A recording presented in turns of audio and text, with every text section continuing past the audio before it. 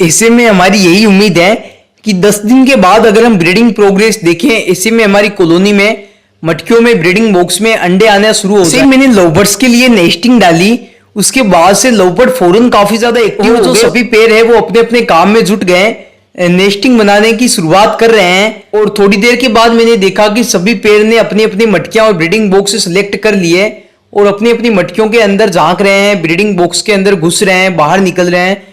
इसका मतलब हमारे जो पेयर हैं वो मटकियों को ब्रीडिंग बॉक्स को सिलेक्ट कर रहे हैं।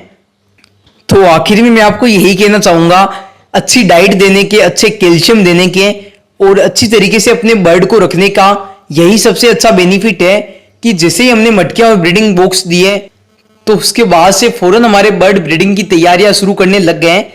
इसका कारण यह है कि अपने बर्ड में किसी भी तरीके की कोई भी कमी नहीं है। और उसके बाद आके देखना है कि जब ब्रीडिंग होती है उस वक्त जो बच्चों की हेल्थ होती है वो किस तरीके की होती है, अंडों की जो क्वालिटी है, अंडों की जो क्वांटिटी है वो कितनी होती है। तो आज का ये वीडियो बस इतना ही। वीडियो कैसा लगा वीडियो को लाइक करें और हमेशा की तरह अगर आपने चैनल को सब्सक्राइब नहीं किया तो चैनल को सब्सक्राइब करके बेल आइकन को प्रेस करें ताकि आप इस फैमिली के सदस्य बने। जब भी मैं कोई नया वीडियो अपलोड करूं तो उसकी नोटिफिकेशन सबसे पहले आपके मोबाइल फोन तक आए और आप उस वीडियो को सबसे पहले देख सकें।